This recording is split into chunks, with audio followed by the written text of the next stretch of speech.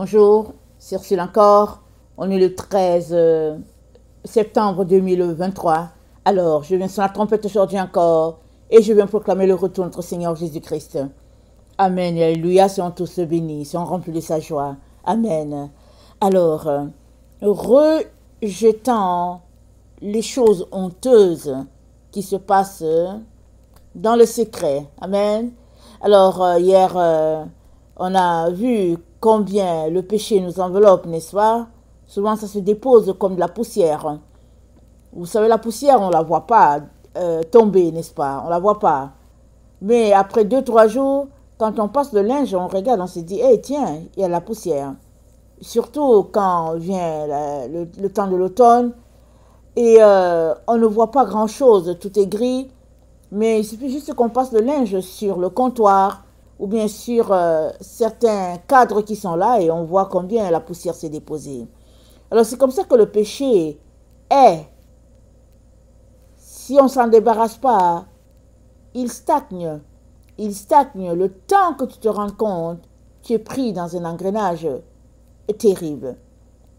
Alors l'apôtre Paul nous dit qu'il est temps de rejeter ces choses-là qui se passent dans le secret. Vous savez, le Seigneur, il est bon, n'est-ce pas? Il nous pardonne, il nous inscrit sur la liste de ses enfants. Et il y a que nous devons décider de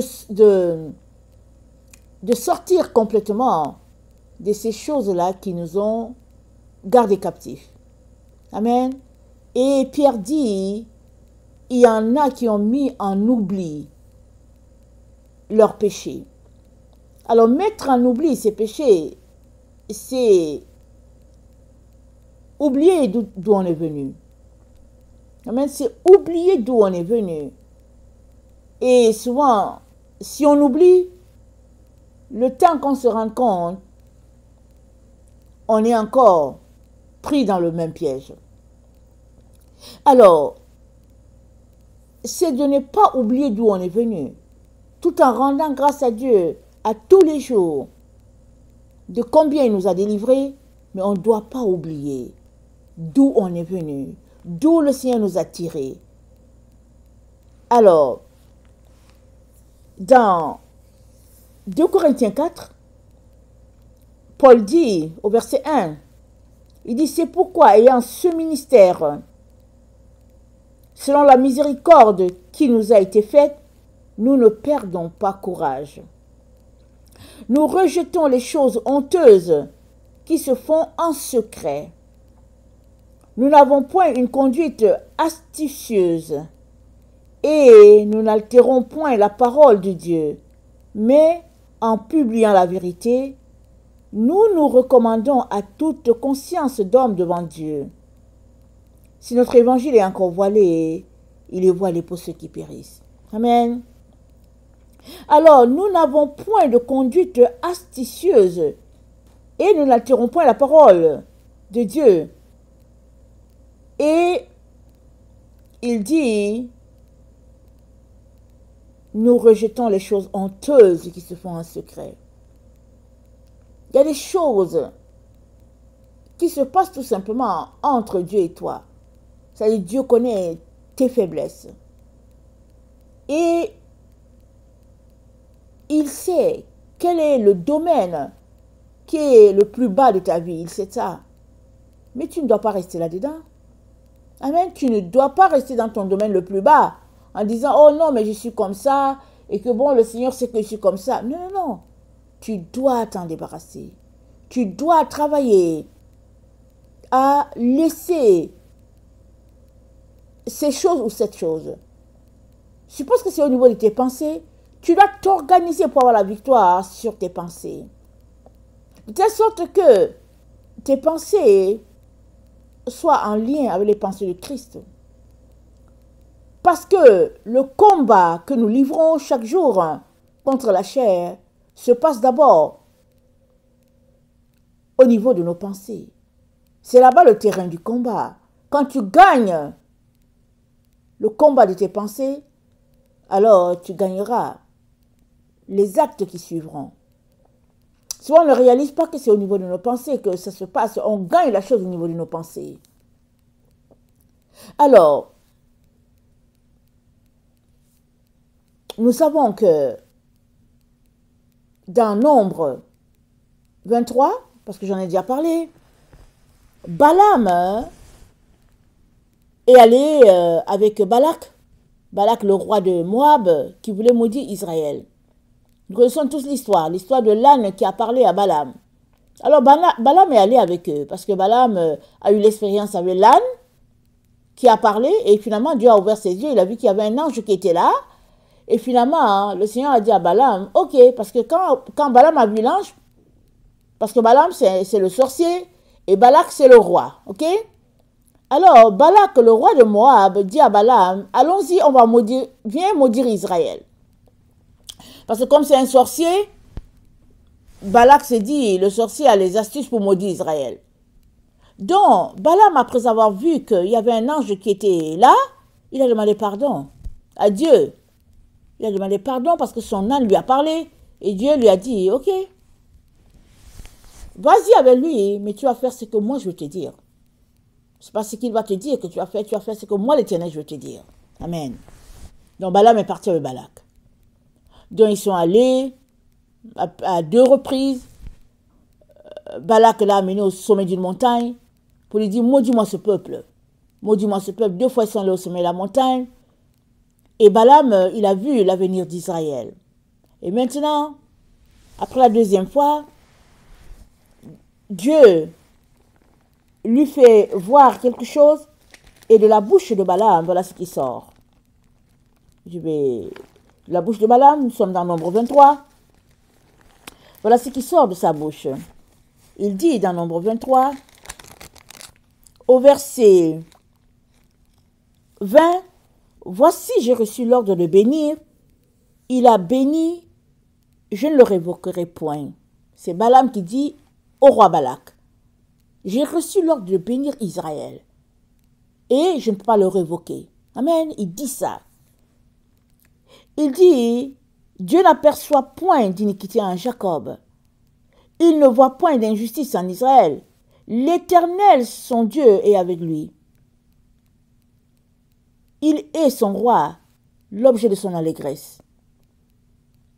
Dieu les a fait sortir d'Égypte. Il est pour eux comme la vigueur du buffle. L'enchantement ne peut rien contre Jacob, ni la divination contre Israël. Au temps marqué, il sera dit à Jacob et à Israël, quelle est l'œuvre de Dieu? C'est un peuple qui s'élève comme une lionne, qui se dresse comme un lion.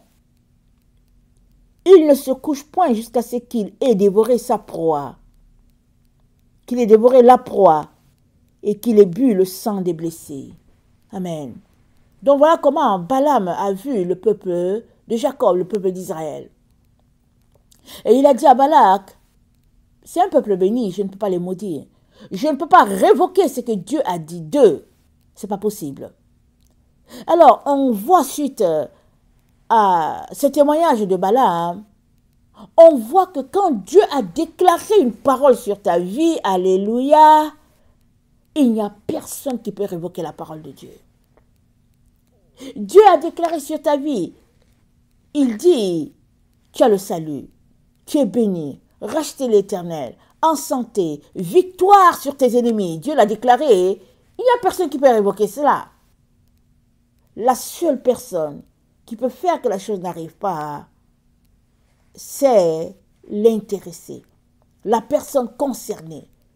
Parce que Dieu a béni la personne, Dieu ne peut pas révoquer ce qu'il a dit.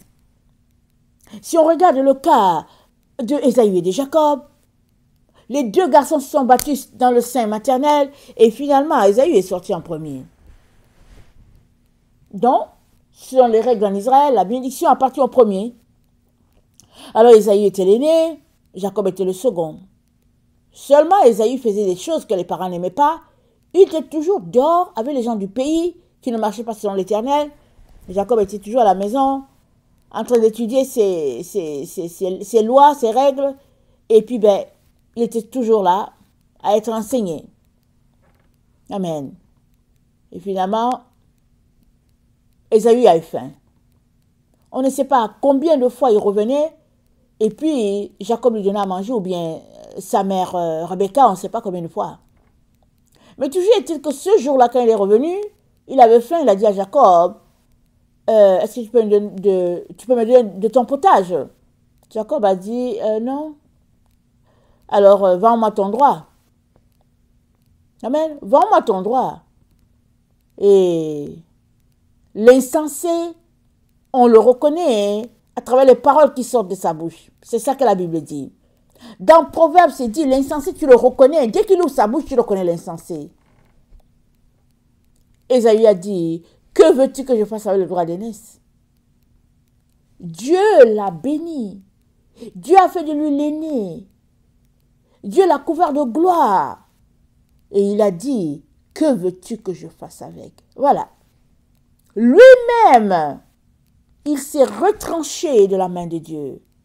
Ce n'est pas Dieu qui le lui a enlevé. Lui-même, il s'est retranché. Alors, il est important d'arrêter de dire que Jacob a volé la bénédiction d'Ésaü. Il est important d'arrêter de dire ça. C'est Ésaü lui-même qui a échangé son droit pour de la nourriture, pour des lentilles. Alors, Jacob est tellement intelligent qu'il a sauté dessus. Qui ne ferait pas cela? Amen. Qui ne ferait pas un tel deal? Alors, Ésaü a méprisé ce que Dieu a considéré. Et souvent, c'est nous qui méprisons le cadeau de l'Éternel. Combien sont-ils ces gens que Dieu a bénis? Combien sont-ils? Ils sont remplis sur la terre, Dieu les a bénis. Ils ont rejeté la bénédiction de l'Éternel. Et puis, ils sont à tout vent. Ils sont remplis sur la terre. Parce que quand ils ont vu la main de Dieu, au lieu de louer le Seigneur, de bénir le Seigneur, ils ont plutôt méprisé, ils ont piétiné, ils ont décidé d'écraser par jalousie, par tout ce comportement. On ne peut pas tous les nommer, ils sont remplis sur la terre. Et c'est pareil pour toi. Quel est ton type de relation avec Dieu? Combien entretiens-tu la lumière que Dieu t'a donnée? Sa lampe en toi, comment en prends-tu soin? Es-tu assis devant Internet? Passes-tu tes nuits dans les boîtes de nuit? Passes-tu ton temps à lire les secrets pour aller maudire d'autres personnes? Que fais-tu de la gloire de Dieu en toi? Parce que tu as été créé à l'image de Dieu. Que fais-tu? Alors, Ésaü a méprisé ce que Dieu a considéré. Et pour revenir à notre exemple avec Balaam, Dieu a dit à Balaam, Israël est maudit. Et c'est tout. Et Balaam l'a dit à Balak. Mais comment se fait-il que, dans Nombre 25, Israël est tombé? C'est dit, 24 000 personnes sont tombées en une seule nuit. Allons-y voir, Nombre 25. Dans Nombre 25, c'est dit, Israël demeurait à Sittim. Et le peuple commença à se livrer à la débauche avec les filles de Moab. Elles invitèrent le peuple au sacrifice de leur Dieu, et le peuple mangea et se prosterna devant leur Dieu.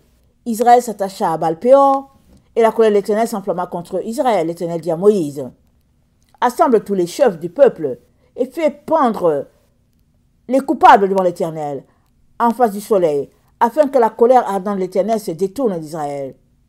Moïse dit aux juges d'Israël que chacun de vous tue ceux de ces gens qui se sont attachés à Baal-Péor. Et voici, un homme des enfants d'Israël vint et amena vers ses frères une Madianite sous les yeux de Moïse et sous les yeux de toute l'assemblée des enfants d'Israël. Tandis qu'il pleurait à l'entrée de la tente d'assignation, à cette vue, Phiné, fils d'Éliazar, fils du sacrificateur Aaron, se leva du milieu de l'assemblée et prit une lance dans sa main. Il suivit l'homme d'Israël dans sa tente, et il les perça tous les deux, l'homme d'Israël, puis la femme par le bas-ventre. Et la plaie s'arrêta parmi les enfants d'Israël. Et il eut 24 000 qui moururent de la plaie. L'Éternel parla à Moïse et dit, Finé, fils d'Éliazar, fils du sacrificateur Aaron, a détourné ma fureur de dessus les enfants d'Israël, parce qu'il a été animé de mon zèle au milieu d'eux, et je n'ai point dans ma colère consumé les enfants d'Israël. C'est pourquoi tu diras que je traite avec lui une alliance de paix. Ce sera pour lui et pour sa postérité après lui l'alliance d'un sacerdoce perpétuel, parce qu'il a été zélé pour son Dieu et qu'il a fait l'expiation pour les enfants d'Israël. Amen et alléluia. Donc voilà. Israël, peuple béni, peuple pour qui l'Éternel s'est tenu devant le roi de Moab pour dire niet, niet, niet. Israël est béni. Et Israël est tombé. Alors on peut s'arrêter pour dire que ouais, mais Balak et puis Balaam ont passé leur temps à les maudire, à faire des sacrifices, et puis ils ont fait de la sorcellerie, et puis donc voilà, c'est ça qui justifie. Oui, ils ont fait la sorcellerie. Ils l'ont bien fait. Parce qu'à chaque fois qu'ils ont changé de sommet, ils ont pratiqué la sorcellerie contre Israël. Mais la sorcellerie, elle n'a d'effet que pour qui marche dans les ténèbres. Elle n'a d'effet que pour qui marche dans les ténèbres. Parce que Dieu a dit quoi à Israël? Dans Deutéronome 18,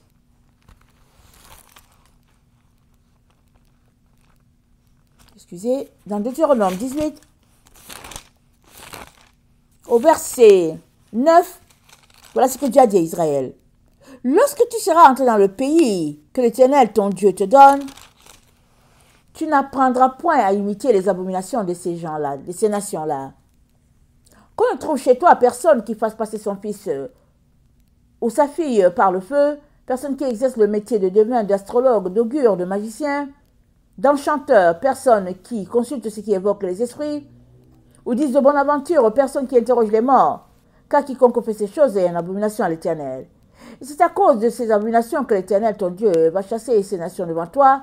Tu seras entièrement l'Éternel, ton Dieu, car ces nations que tu chasseras, écoute les astrologues et les devins, mais à toi, l'Éternel, ton Dieu, ne le permet pas. Amen.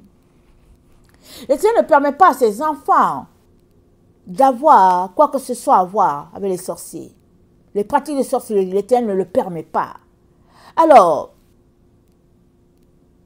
avant d'arriver à la malédiction de Balaam et de Balak, Israël a été témoin de comment la terre s'est ouverte et ça a englouti Dathan et tous ceux-là qui ont adoré le veau d'or.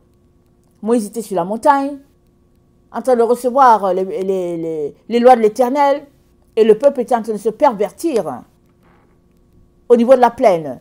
Et quand Moïse est descendu, le spectacle était là devant lui. Et qu'est-ce qui s'est passé? Ils ont été consumés par le feu de Dieu. Alors si la génération qui était là, sur les plaines de Moab, n'était pas encore vivante, il me semble que leurs parents, ou bien leurs ancêtres ont dû leur dire, voilà ce qui est arrivé. Alors qu'on marchait en direction de la terre promise, et que Moïse était sur la montagne, voilà ce qui est arrivé. Voilà comment des gens ont été engloutis, comment vos frères ont été engloutis, la terre s'est ouverte et puis ils ont été engloutis, ils ont été consumés par le feu de Dieu. Ils sont au courant. Ils ont dû recevoir le témoignage de comment l'eau s'est ouverte et Israël est passé. Et quand l'armée de Pharaon voulait passer, l'armée de Pharaon a été engloutie. Ils ont reçu le témoignage. Mais qu'est-ce qui s'est passé pour que ils soient séduits là sur les plaines de Moab et qu'ils se mettent à faire la chose même que Dieu a dit à Israël, tu ne feras pas. Parce que dans Nombre 25, c'est dit, Israël demeurait à Sittim et le peuple commença à se livrer à la débauche avec les filles de Moab. Alors quand ils ont commencé à se livrer, où était Moïse? Amen. Où était Moïse? Est-ce que Dieu lui a dit, ne dis rien? Je vais les corriger. Ne dis rien. Parce que c'est dit au verset 2, elles invitèrent le peuple au sacrifice de leur Dieu, et le peuple mangea et se prosterna devant leur Dieu. C'est pas à Israël que Dieu a dit de ne pas manger les choses des étrangers, des dieux étrangers. Qu'est-ce qui s'est passé? Amen. Qu'est-ce qui s'est passé? Y avait-il encore un leader qui était là? C'est-à-dire, est-ce qu'ils écoutaient encore Moïse? Si on continue de lire, au verset 4, c'est dit, l'Éternel dit à Moïse, assemble tous les chefs du peuple et fais pendre les coupables devant l'Éternel en face du soleil, afin que la colère ardente de l'Éternel se détourne d'Israël. Et au verset 6, c'est dit, voici un homme des enfants d'Israël vint et amena vers ses frères une Madianite. Le jugement de Dieu est tombé au verset 5. Pardon, c'est au verset 5? Au verset 4. Le jugement de Dieu est tombé, il dit, pends-les sous le soleil.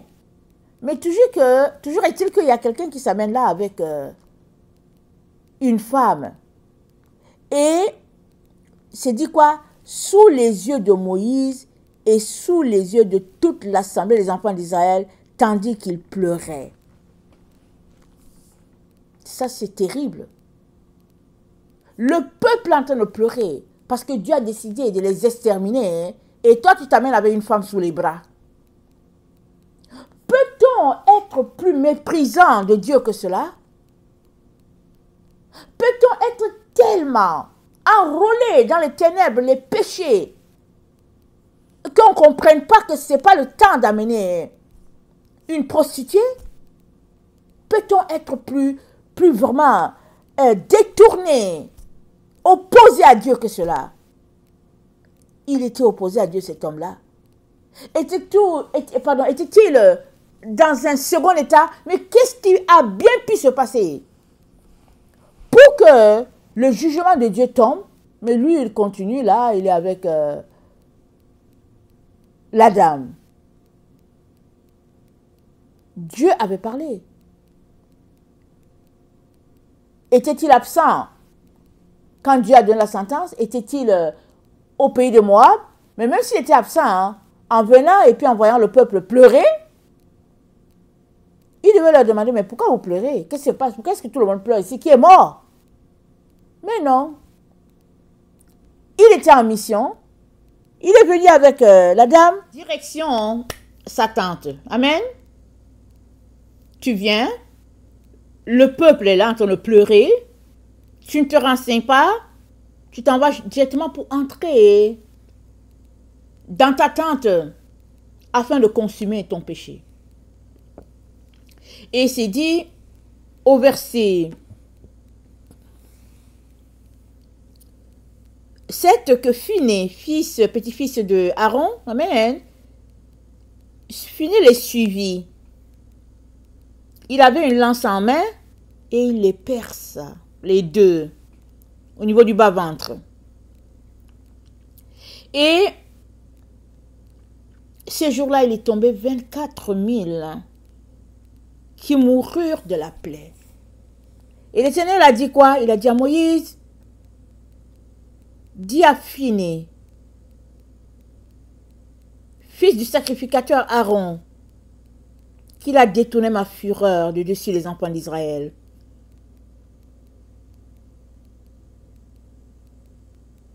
Dans ma colère, je ne les ai pas tous consumés. Je traiterai avec lui une alliance de paix. Maintenant, on peut s'arrêter pour dire, mais pourquoi est-ce que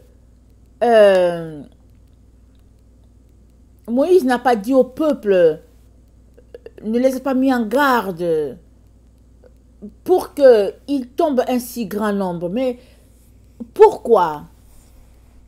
On peut continuer de poser ces questions-là. Mais vous savez, il arrive sur un peuple un point de non-retour. Le péché est tel que le peuple ne veut rien entendre. Et la seule manière pour Dieu d'ôter le péché, c'est de laisser pour voir jusqu'où ils vont aller. Pensez-vous que Dieu ne savait pas que en descendant de la montagne, Moïse aurait le spectacle du veau d'or? Dieu savait. C'est Moïse qui ne savait pas ce que le peuple avait sur le cœur. Moïse se disait, voilà, on a quitté l'Égypte, on a traversé les eaux, et puis Dieu est puissant, et puis tout ce qu'on peut imaginer. Moïse ne pouvait pas imaginer ce que ce peuple-là avait dans le cœur. Voilà pourquoi quand il est descendu avec les tablettes écrites des lettres des mains de l'Éternel, il les a jetées par terre tellement il était sous le choc. Il n'en revenait pas que le peuple n'ait même pas eu un peu de considération, un peu de crainte de Dieu.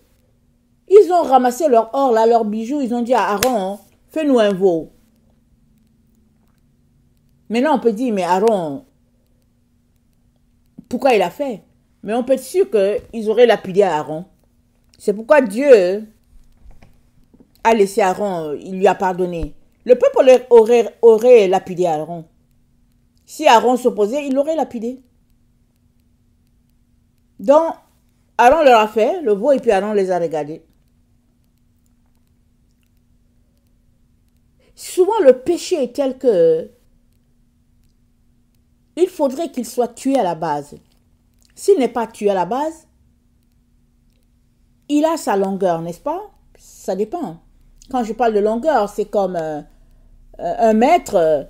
Il y a un péché, tu peux mesurer et puis ça peut faire 10 mètres. Il y a un autre péché, quand tu vas le mesurer, ça peut faire 5 mètres. C'est-à-dire peut-être c'est l'intensité de ce péché-là en toi. Le péché a une longueur et il a une profondeur.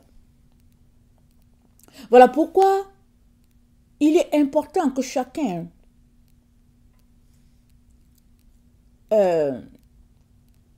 s'examine pour voir quels sont les liens qu'il a. Souvent, on cache nos liens. On cache les liens aussi de la famille. On couvre ça comme la poule qui couvre ses poussins. On ne veut pas que ça sorte. Mais, alors que tu marches avec le Seigneur, il arrive un temps tout simplement que cette chose-là que tu caches, elle refait surface. Pourquoi? Parce qu'elle est une tache sombre sur ton chemin, en direction de la montagne. C'est une tache sombre. Et tu as besoin de t'examiner, de faire un checking de ta propre personne pour savoir jusqu'où tu aimes ce péché-là. Les gens aiment leur péché. Ne leur en parle pas, ils aiment leur péché. Et le péché, à un moment donné, quand c'est le moment de le régler, va devant Dieu. Les pleurs, les larmes, le jeûne, va devant Dieu et règle ton problème de péché au plus vite. Sinon, ça va te rattraper et ça t'empêchera d'arriver au sommet de la montagne. Alors, non seulement le coupable a été tué, amen, mais la femme étrangère a aussi péri, elle fait partie. Et Dieu a dit à Israël, traite les Madianites en ennemis et tuez-les.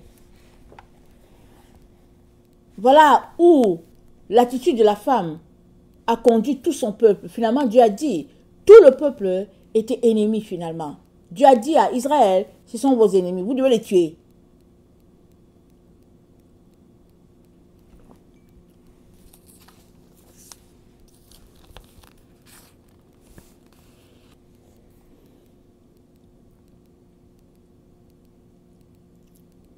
Mais que dit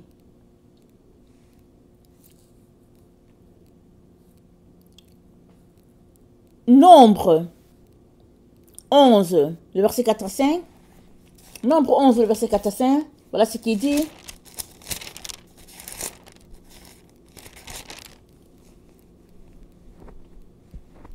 Le ramassis des gens qui se trouvaient au milieu d'Israël fut saisi de convoitise. Même les enfants d'Israël recommencèrent à pleurer et dire, qui nous donnera de la viande à manger? Israël avait un problème. Ils étaient toujours en train de penser en arrière. Lisons encore. Exode 17, le verset 3. Exode 17, le verset 3. Le peuple était là, pressé par la soif, et murmurait contre Moïse, et il disait, pourquoi nous as-tu fait monter hors d'Égypte pour me faire mourir de soif avec mes enfants et mes troupeaux? Et regardez un peuple. Manque de reconnaissance. Ils avaient un péché. Ils murmuraient, ils se plaignaient tout le temps et ils regardaient toujours en arrière. En Égypte, voilà comment on était. En Égypte, voilà comment on était. Mais ils étaient esclaves de Pharaon. Ils étaient esclaves en Égypte. Dieu les a libérés dans le désert. Ils n'appartenaient à personne sinon à Dieu pour une affaire de soif. Mais ils pouvaient se mettre à prier, non? Mais non. Moïse était le coupable. Alors, ils murmuraient. Et ils accusaient Moïse de les avoir fait sortir du pays d'Égypte. Ils accusaient Moïse de les avoir libérés de l'esclavage. Vous comprenez? Exode 16, le verset 2 à 3.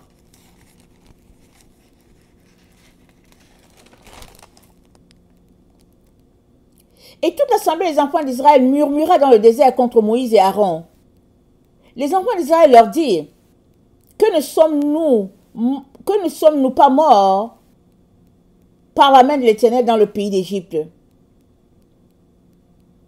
quand nous étions assis près des pots de viande, quand nous mangeons du pain à satiété. Mais voilà. Ils repensent à l'Égypte, à la viande, à la nourriture. Et ça, c'est écrit ici pour Israël qui a été sorti d'Égypte par l'Éternel. Mais ce problème se retrouve dans la maison de Dieu. De Pierre 1, le verset 9. Mais celui en qui ces choses ne sont point et aveugle, il ne voit pas de loin, il a mis en oubli la purification de ses anciens péchés. C'est pourquoi, frères, appliquez-vous d'autant plus à affermir votre vocation et votre élection, car en faisant cela, vous ne broncherez jamais. Amen. Vous ne broncherez jamais. Si vous vous souvenez d'où vous venez. Il y a beaucoup de gens qui ne savent pas d'où ils viennent. Ils ne s'arrêtent pas pour se rappeler d'où ils viennent. Si on regarde l'exemple d'Israël, amen, le Seigneur dit à Israël, parlant à Juda, et puis parlant d'Israël et puis de la Samarie, il leur parle dans Jérémie, il lui rappelle qui elle était. Il dit, je t'ai trouvé dans ton sang, tu étais sale, je t'ai pris, je t'ai lavé. Et puis, aujourd'hui, tu dis quoi? Il rappelle à Israël. Qui était Israël? Allez-y lire dans Jérémie. Il dit, écoute, je t'ai trouvé là, la corde, le cordon ombilical, là, c'était là, ça pendait. Et puis, c'était le sang, la saleté, je t'ai nettoyé. Et aujourd'hui que tu es propre, tu vas après des amants, après tes amants. Et tu m'as oublié. Il disait ça à Israël. Parce que Dieu a pris Israël. Il a fait d'Israël sa nation. Israël s'est mis à courir après d'autres dieux. Et dans la vie, quiconque se rappelle d'où il vient, fait très attention pour ne point broncher quand Dieu l'a élevé. Fait très attention et se dit, Seigneur, aide-moi.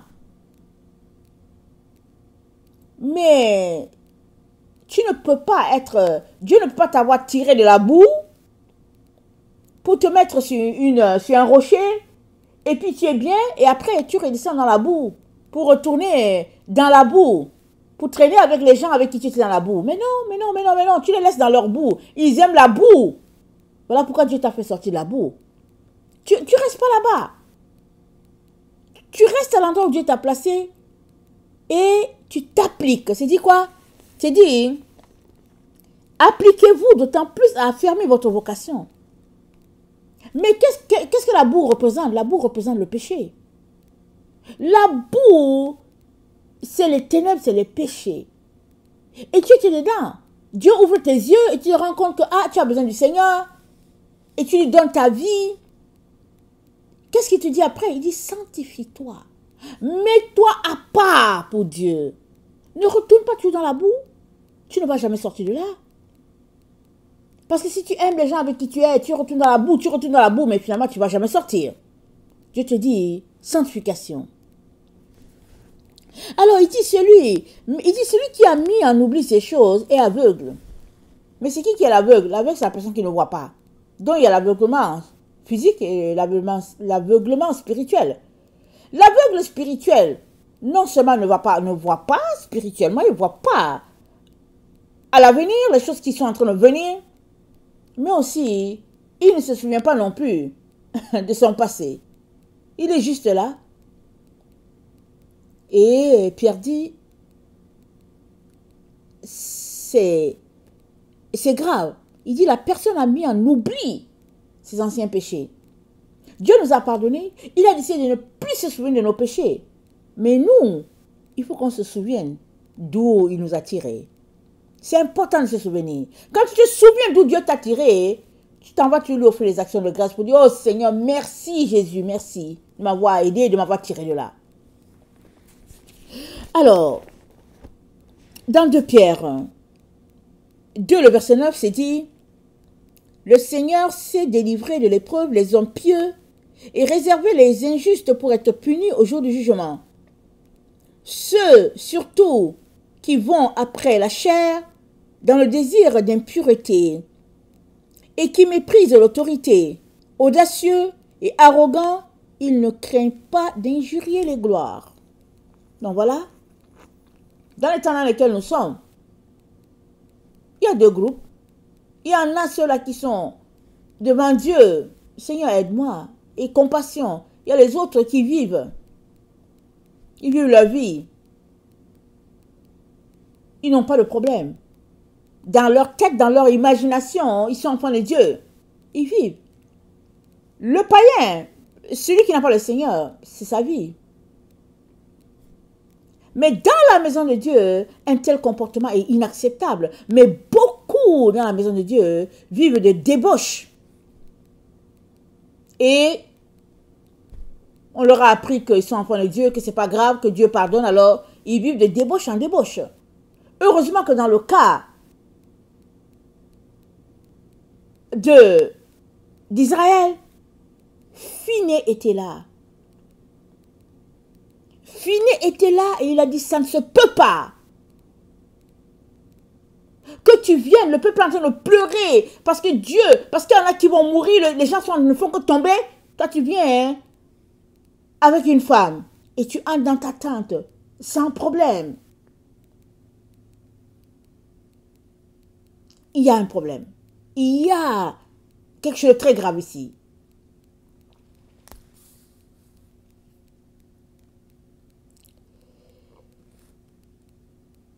Dans Tite 2, le verset 11.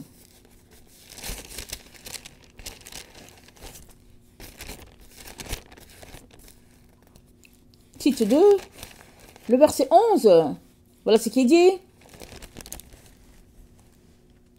Car la grâce de Dieu, source de salut pour tous les hommes, a été manifestée. Elle nous enseigne à renoncer à l'impiété et aux convoitises mondaines et à vivre dans le siècle présent selon la sagesse, la justice et la piété. En attendant la bienheureuse espérance et la manifestation de la gloire du grand Dieu et de notre Sauveur Jésus-Christ. La grâce de Dieu, source de salut, pour tous les hommes, nous enseigne à renoncer à l'impiété.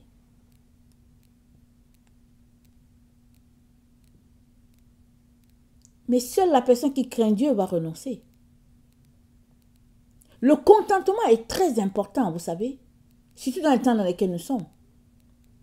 La différence entre les deux peuples sera très grande. Le fossé sera assez grand entre les deux peuples. Il y en a qui vont s'enivrer de toutes les abominations de la terre, de tous les biens matériels. Et il y a les autres qui auront choisi Christ, qui vont juste se contenter de ce qu'il y a. Si ce jour-là, c'est le macaroni que tu as avec du sel, rends grâce à Dieu. Mais si tu fais comme Israël pour dire, oh, la viande, oh, les concombres, oh, de l'eau, Perrier, si c'est ça que tu t'assois à faire, cette attitude va te ramener à ton passé. C'est ça que Pierre dit, ils ont mis en oubli leur ancien péché.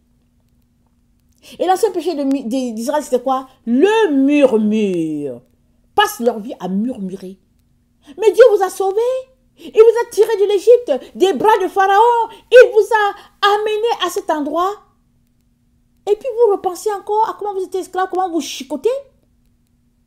Vous ne dites pas, oh Dieu merci, malgré le soleil, Seigneur, on va arriver à la terre promise. Non, non, non. Vous vous plaignez de retourner en arrière. Mais comment vous allez faire pour avancer? Donc, dans le temps dans lequel nous sommes, voilà à quoi Dieu est confronté, n'est-ce pas? Un peuple qui se plaint, point oui ou un non.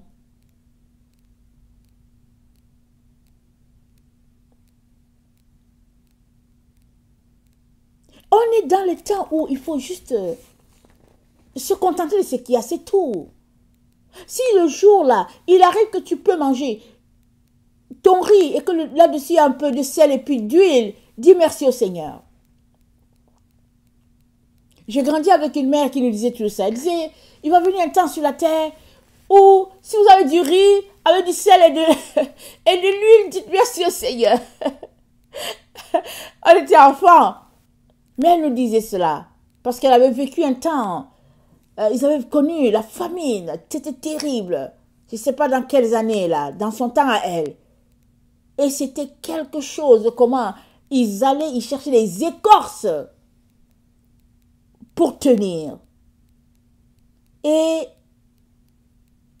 elle nous donnait les meilleurs conseils. Elle nous disait, ce qui est important, c'est d'avoir quelque chose qui va te soutenir pour la prochaine étape de ta vie. Et c'est là que l'humanité est rendue. Il y a des gens qui auront de la difficulté d'arriver sur la montagne parce qu'ils vont voir leurs frères et sœurs en train de manger du jambon. Mais si tu as obéi au Seigneur, tu devras comprendre que le jambon, tu ne devais plus le manger. Parce que la viande de porc, tu devrais le laisser. Mais si tu te souviens comment le pain chargé avec du jambon et puis du fromage, comment le goût que ça te faisait, si tu repenses à ça, mais tu vas envier les gens qui mangent du jambon, tu vas les envier. Alors qu'ils sont en train de manger quelque chose d'impur, quelque chose de souillé, mais tu vas les envier. Mais tout ce que tu dois faire, c'est de dire, ok, j'ai traversé le fleuve, c'est en arrière de moi, je dois avancer. Je dois me rendre sur la montagne, je dois arriver au sommet de la montagne. Parce qu'au sommet de la montagne, c'est là où Dieu demeure. Donc tu as beaucoup de choses à laisser tomber. Tu as beaucoup de choses. Dans la vraie vie, là, quand on monte une montagne, regardez les gens qui montent, qui vont dans les Everest et tout ça. Mais ils ont le sac à dos et souvent même, le sac, à un moment donné, le sac est tellement lourd que ils jettent les choses. Ils vont juste avec le plus important. Et comme souvent il faut arriver là-bas au sommet et puis se chauffer, ils ont peut-être leur petit truc de gaz et puis ils n'ont pas grand-chose dans leur sac. Maintenant, si tu vas aller sur la montagne et que tu as une valise et que tu as, je sais pas quoi, mais à un moment donné, tu vas jeter ta valise parce que tu as besoin juste du sac à dos. Et même, peut-être que le sac à dos sera tellement encombrant que tu vas le jeter. Au sommet de la montagne se trouve l'Éternel. Mais quelle montagne? La montagne de Sion. Parce que la montagne de Sion, c'est la demeure finale de notre Dieu. Amen. C'est le lieu où Dieu demeure. Et la montagne de Sion, ce n'est pas quelque part là, quelque part en Israël. Non, la montagne de Sion, elle est dans ton cœur.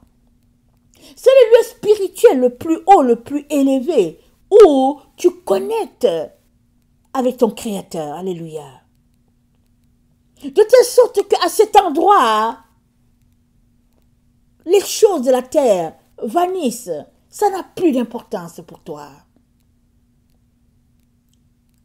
Et qui peut être à la montagne, au sommet et puis descendre? Qui? Mais le Seigneur m'a montré des gens qui étaient sur la montagne et qui étaient en train de redescendre. Pourquoi? Parce qu'ils pensaient à leur jambon, leur concombre et tout. Ils redescendaient. Pour se rendre compte qu'ils veulent remonter, mais il n'y a pas moyen. Il y a les esprits séducteurs partout. Et aussi, si tu es au sommet de la montagne, c'est que tu arriveras à l'endroit où il y a tout dans la présence de Dieu, n'est-ce pas? Sois juste patient. Sois patient, c'est tout. Un jour, tu mangeras tes concombres à satiété. Tu mangeras tout ce que tu voudras à satiété. C'est d'arriver à cet état de satisfaction où tu n'as besoin de rien. Juste tu es bien avec ton Dieu, ton Créateur, c'est tout. C'est là qu'il faut arriver. Et qu'est-ce qui nous empêche d'arriver dans cet endroit de paix là? Ce sont les péchés, les inquiétudes de la vie, les soucis. Mais Dieu dit de laisser tout cela en arrière. Et Pierre dit, une personne qui a oublié la purification de ses anciens péchés est un aveugle. Il ne se souvient pas comment Dieu l'a lavé, Dieu l'a sauvé, Dieu l'a lavé, Dieu l'a purifié et puis Dieu l'a placé sur un rocher. Il ne se souvient pas.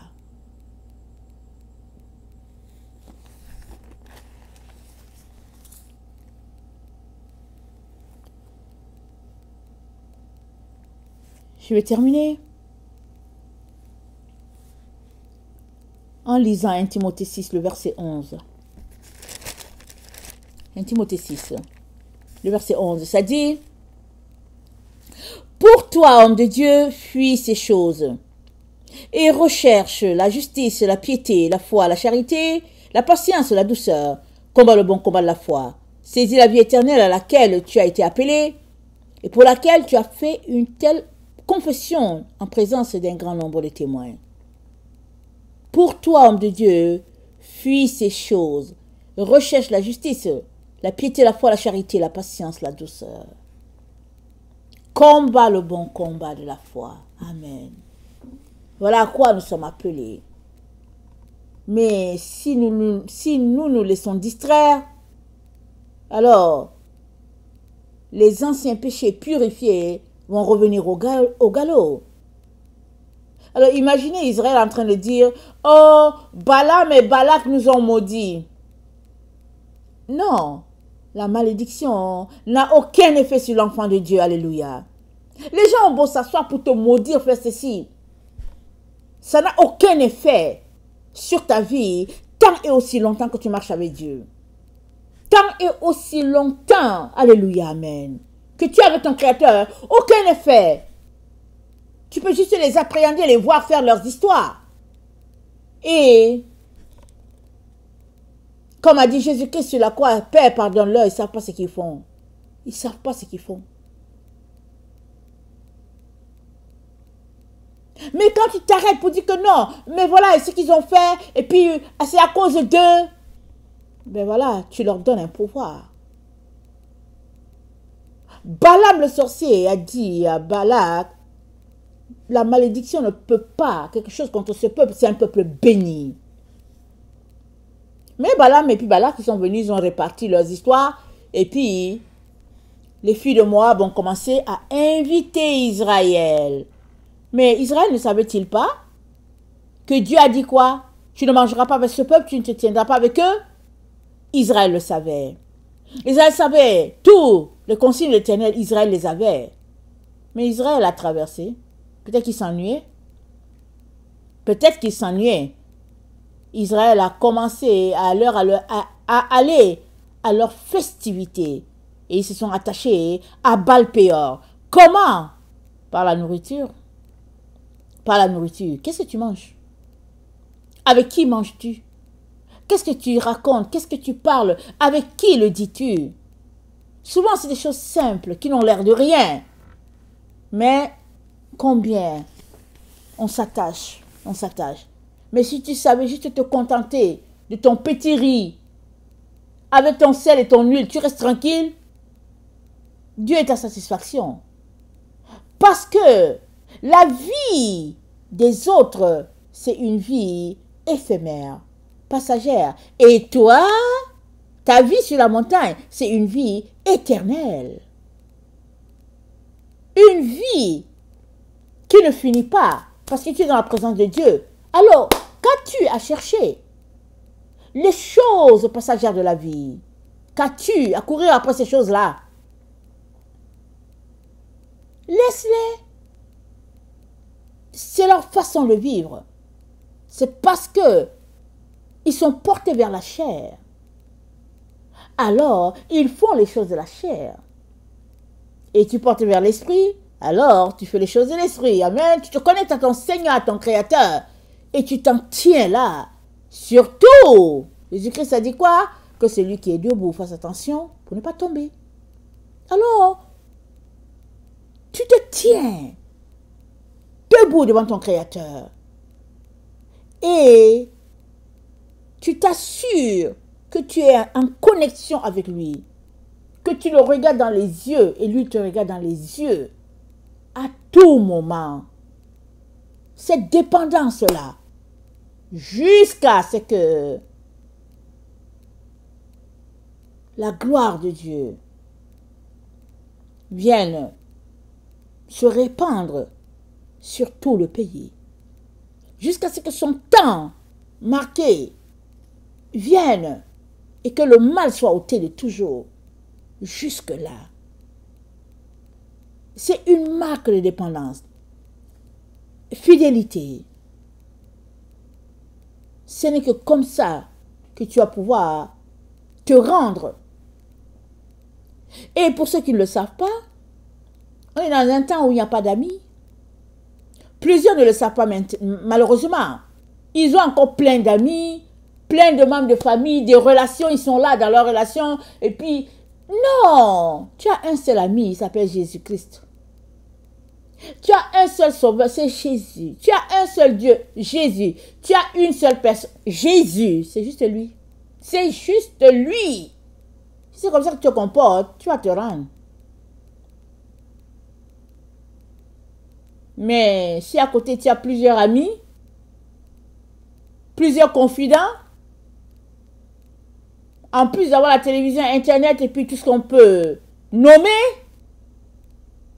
alors